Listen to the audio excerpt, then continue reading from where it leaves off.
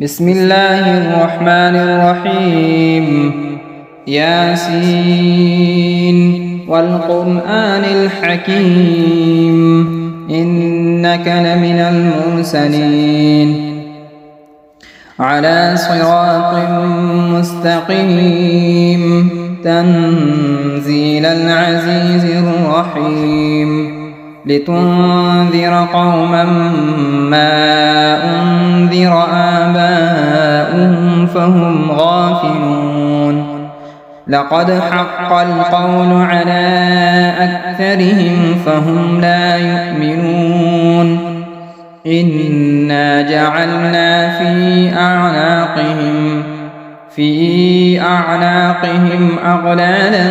فهي إلى الأذقان فهم مقمحون وجعلنا من بين أيديهم سدا ومن خلفهم سدا فأغشيناهم فهم لا يبصرون وسواء عليهم أأنذرتهم أم لم تنذرهم لا يؤمنون إنما تنذر من اتبع الذكر وخشي الرحمن بالغيب فبشره بمغفرة وأجر كريم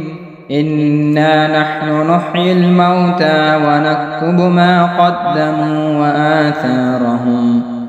وكل شيء أحصيناه في إمام مبين واضرب لهم مثلا أصحاب القرية إذ جاءها المرسلون إذ أرسلنا إليهم اثنين فكذبوهما فعززنا بثالث فقالوا إنا إليكم مرسلون قالوا ما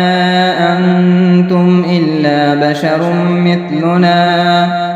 وما أنزل الرحمن من شيء إن أنتم إلا تكذبون قالوا ربنا يعلم إنا إليكم لمرسلون وما علينا إلا البلاغ المبين قالوا إنا تطيرنا بكم لئن لم تنتهوا لنرجمنكم وليمسنكم منا عذاب أليم قالوا طائركم معكم أئن ذكرتم بل أنتم قوم مسرفون وجاء من أقصى المدينة رجل يسعى قال يا قوم اتبعوا المرسلين اتبعوا من لا يسألكم أجرا وهم مهتدون وما لي لا أعبد الذي فطرني وإليه ترجعون أأتخذ من دونه آلهة إن يردني الرحمن بضر لا تغن عني شفاعتهم شيئا ولا ينقذون إني إذا لفي ضلال مبين إني آمنت بربكم فاسمعون قيل ادخل الجنة قال يا ليت قومي يعلمون بما غفر لي ربي وجعلني من المكرمين وما أنزلنا على قومه من بعده من جند من السماء وما كنا منزلين إن كانت إلا صيحة واحدة فإذا هم خامدون يا حسرة على العباد ما يأتيهم من رسول إلا كانوا به يستهزئون ألم يروا كم أهلكنا قبلهم من القرون أنهم إليهم لا يرجعون وإن كل لما جميع لدينا محضرون وآية لهم الأرض الميتة أحييناها وأخرجنا منها حبا فمنه يأكلون وجعلنا فيها جنات من نخيل وأعناب وفجرنا فيها من العيون ليأكلوا من ثمره وما عملته أيديهم أفلا يشكرون سبحان الذي خلق الأزواج كلها مما تنبت الأرض ومن أنفسهم ومما لا يعلمون وآية لهم الليل نسلخ منه النهار فإذا هم مظلمون والشمس تجري لمستقر لها ذلك تقدير العزيز العليم والقمر قدرناه منازل حتى عاد كالعرجون القديم لا الشمس ينبغي لها أن تدرك القمر ولا الليل سابق النهار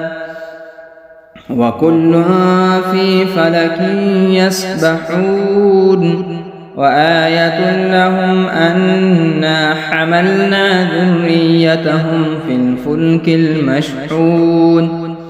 وخلقنا لهم من مثله ما يركبون وإن نشأ نغرقهم فلا صريخ لهم ولا هم ينقذون إلا رحمة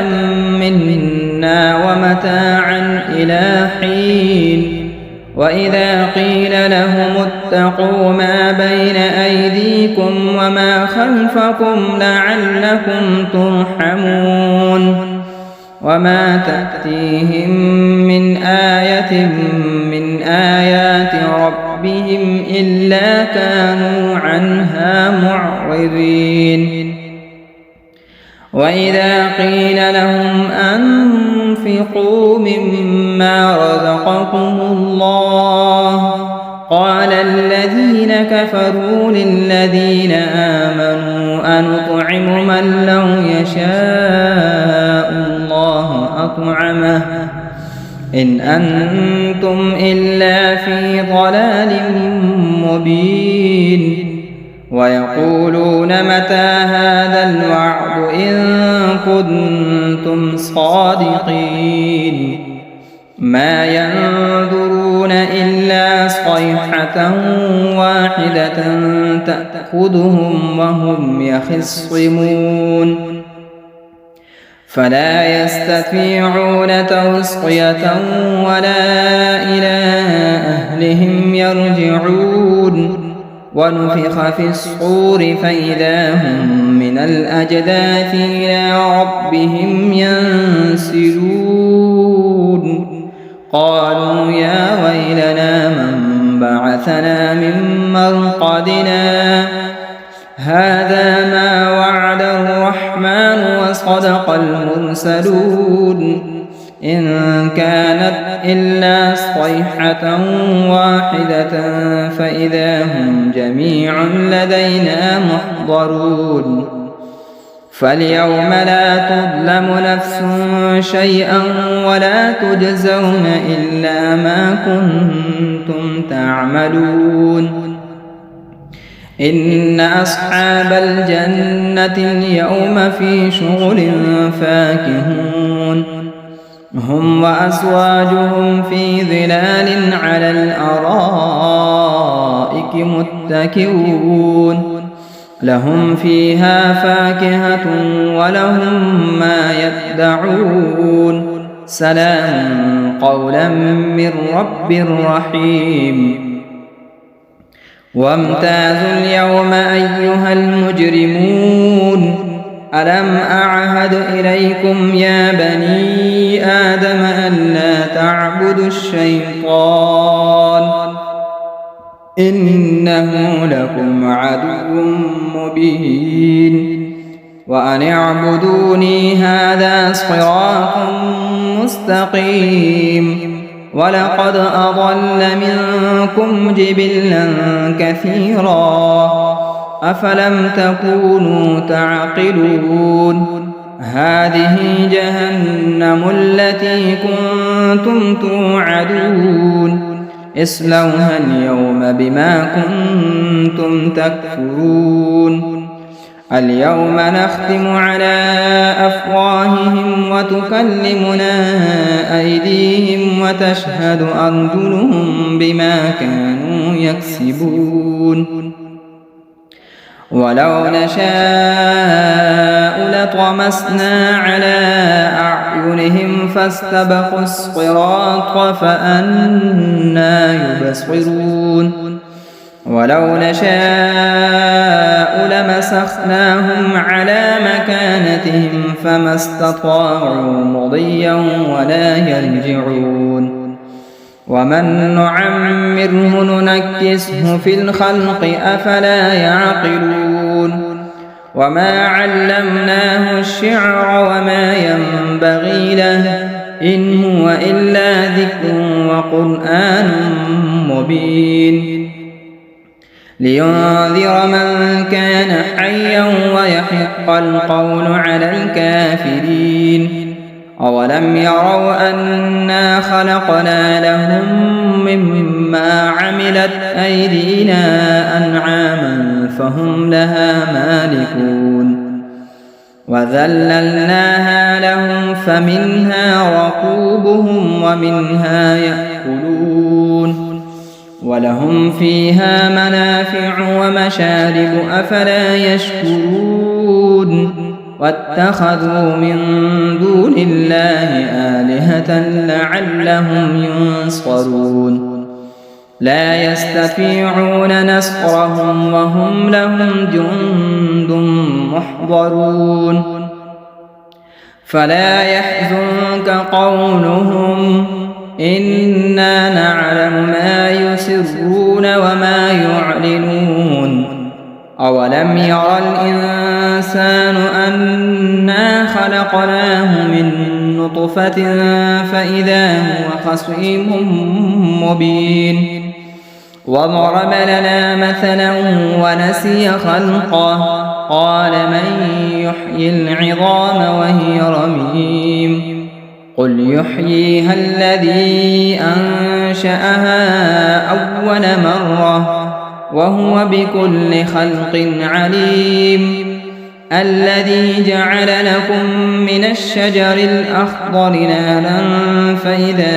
أنتم منه توقدون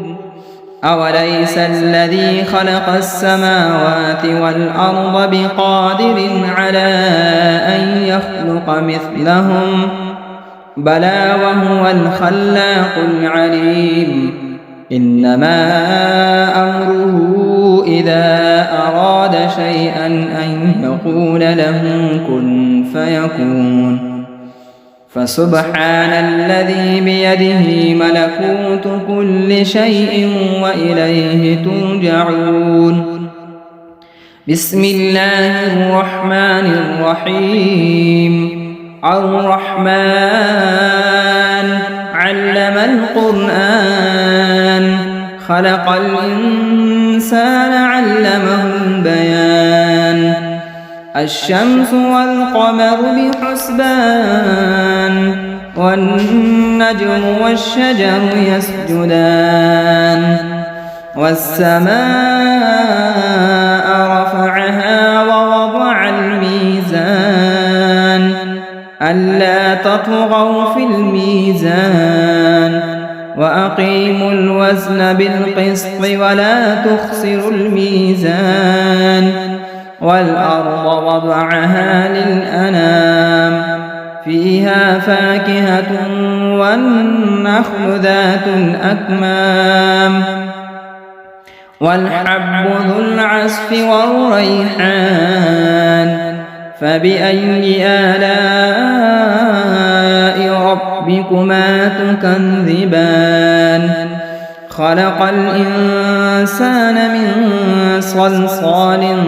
كالفخار وخلق الجان من مارج من نار فبأي آلاء ربكما تكذبان رب المشرقين ورب المغربين فبأي آلاء ربكما تكذبان مرج البحرين يلتقيان بينهما برزخ لا يبغيان فبأي آلاء ربكما تكذبان يخرج منهما اللؤلؤ والمرجان فبأي آلاء ربكما تكذبان وله الجوار المنشآت في البحر كالأعلام فبأي آلاء ربكما تكذبان كل من عليها فان ويبقى وجه ربك ذو الجلال والإكرام فبأي آلاء ربكما تكذبان يسأله من في السماوات والأرض كل يوم هو في شأن فبأي آلاء ربكما تكذبان سنفرغ لكم أيها الثقلان فبأي آلاء ربكما تكذبان يا معشر الجن والإنس إن استطعتم أن تنفذوا من أقطار السماوات والأرض فانفذوا لا تنفذون إلا بسلطان فبأي آلاء ربكما تكذبان يرسل عليكما شؤاد من نار ونحاس فلا تنتصران فبأي آلاء ربكما تكذبان فإذا انشقت السماء فكانت وردة كالدهان فبأي آلاء ربكما تكذبان فيومئذ لا يسأل عن ذنبه إنس ولا جان فبأي آلاء ربكما تكذبان يعرف المجرمون بسيماهم فيؤخذ بالنواصي والأقدام فبأي آلاء ربكما تكذبان هذه جهنم التي يكذب بها المجرمون يطوفون بينها وبين حميم آن فبأي آلاء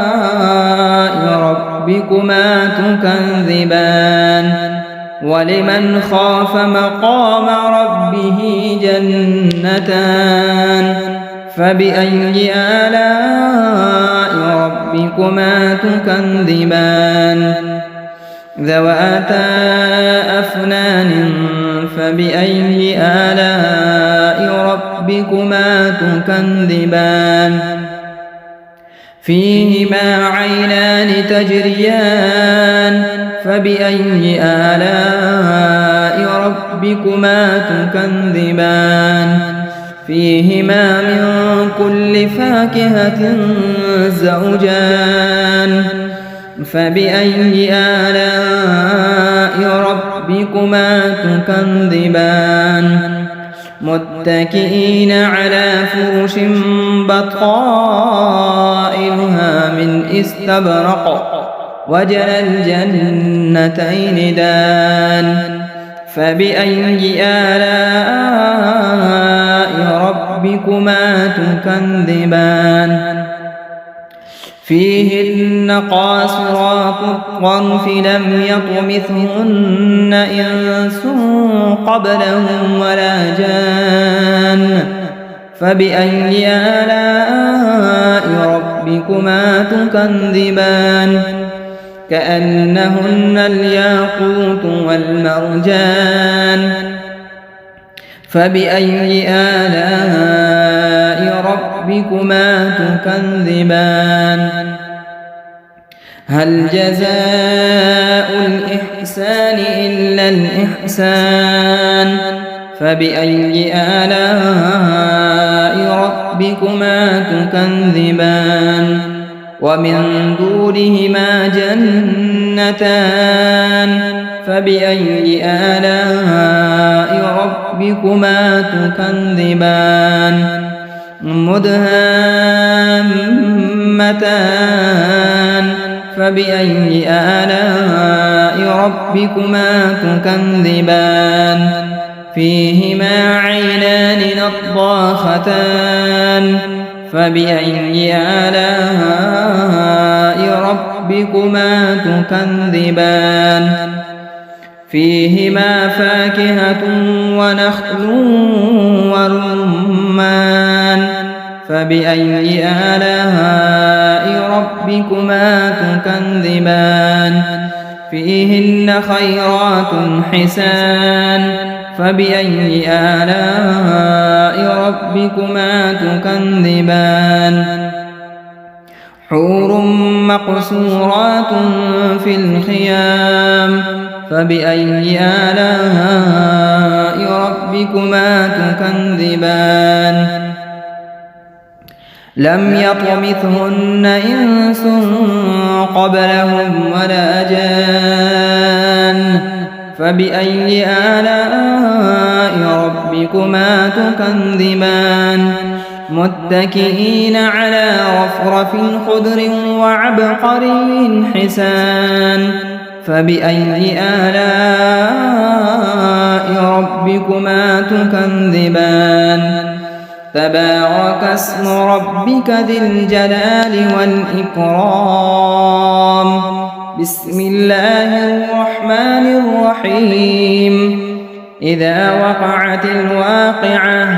ليس لوقعتها كاذبة خافضة رافعة إذا رجت الأرض رجا وبست الجبال بسا فكانت هباء منبثا وكنتم أزواجا ثلاثا فأصحاب الميمنة ما أصحاب الميمنة وأصحاب المشأمة ما أصحاب المشأمة والسابقون السابقون أولئك المقربون في جنات النعيم ثلة من الأولين وقليل من الآخرين على سرر موضونة متكئين عليها متقابلين يطوف عليهم ولدان مخلدون بأكواب وأباريق وكأس من معين لا يصدعون عنها ولا ينزفون وفاكهة مما يتخيرون ولحم طير مما يشتهون وحور عين كأمثال اللؤلؤ المكنون جزاء بما كانوا يعملون لا يسمعون فيها لغوا ولا تأثيما إلا قيلا سلاما سلاما وأصحاب اليمين ما أصحاب اليمين في سدر مخضود وطلح منضود وظل ممدود وماء مسكوب وفاكهة كثيرة لا مقطوعة ولا ممنوعة وفرش مرفوعة إنا أنشأناهن إنشاء فجعلناهن أبكارا عربا أترابا لأصحاب اليمين ثلة من الأولين وثلة من الآخرين وأصحاب الشمال ما أصحاب الشمال في سموم وحميم وظل من يحموم لا بارد ولا كريم إنهم كانوا قبل ذلك مترفين وكانوا يصرون على الحنث العظيم وكانوا يقولون أئذا متنا وكنا ترابا وعظاما أئنا لمبعوثون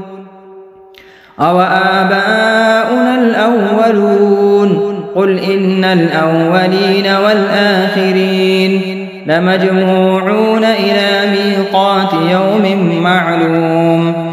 ثم إنكم أيها الضالون المكذبون لآكلون من شجر من زقوم فمالئون منها البطون فشاربون عليه من الحميم فشاربون شرب الهيم هذا نزلهم يوم الدين نحن خلقناكم فلولا تصدقون أفرأيتم ما تمنون أأنتم تخلقونه أم نحن الخالقون نحن قدرنا بينكم الموت وما نحن بمسبوقين على أن نبدل أمثالكم وننشئكم فيما لا تعلمون ولقد علمتم النشأة الأولى فلولا تذكرون أفرأيتم ما تحرثون أأنتم تزرعونه أم نحن الزارعون لو نشاء لجعلناه حطاما فظلتم تفكهون إنا لمغرمون بل نحن محرومون أفرأيتم الماء الذي تشربون أأنتم أنزلتموه من المزن أم نحن المنزلون لو نشاء جعلناه أجاجا فلولا تشكرون أفرأيتم النار التي تورون أأنتم أنشأتم شجرتها أم نحن المنشئون نحن جعلناها تذكرة ومتاعا للمقوين فسبح باسم ربك العظيم فلا أقسم بمواقع النجوم وإنه لقسم لو تعلمون عظيم إنه لقرآن كريم في كتاب مكنون لا يمسه إلا المطهرون تنزيل من رب العالمين أفبهذا الحديث أنتم مدهنون وتجعلون رزقكم أنكم تكذبون فلولا إذا بلغت الحلقوم وأنتم حينئذ تنظرون ونحن أقرب إليه منكم ولكن لا تبصرون فلولا إن كنتم غير مدينين ارجعونها إن كنتم صادقين فأما إن كان من المقربين فروح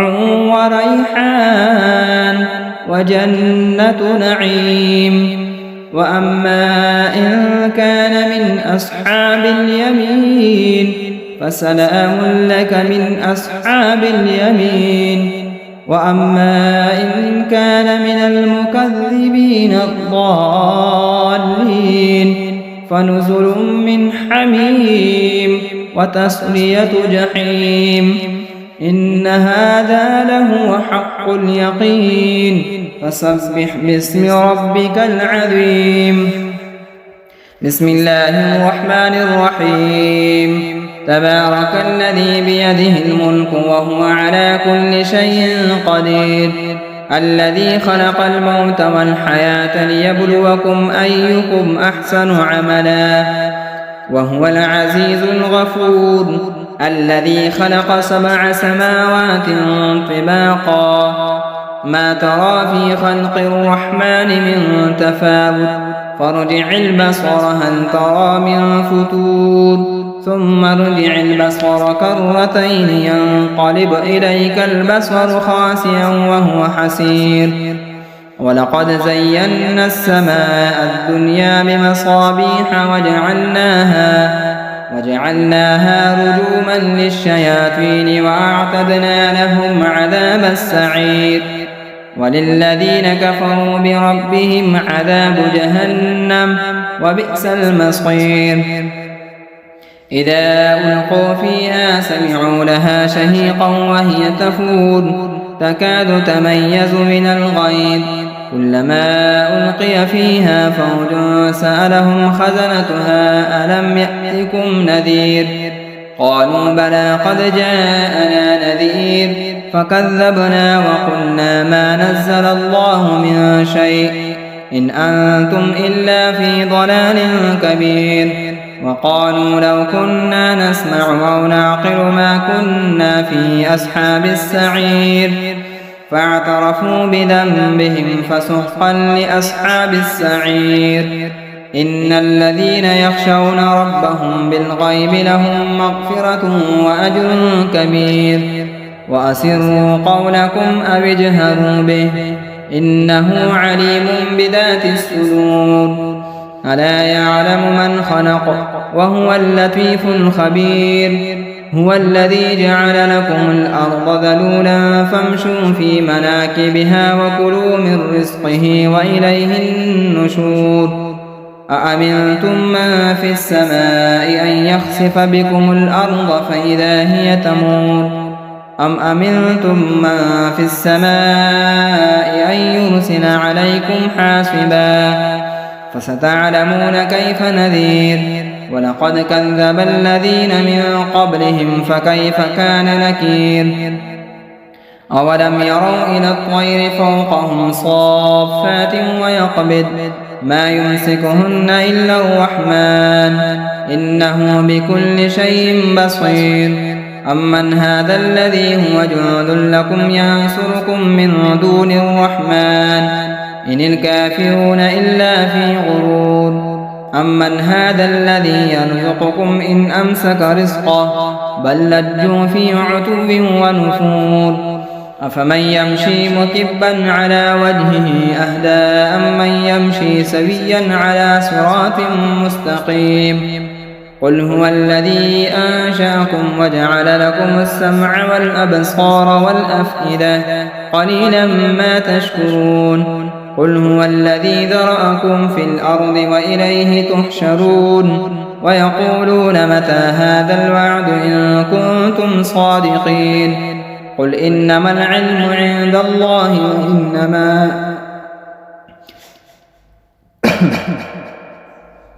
وإنما أنا نذير مبين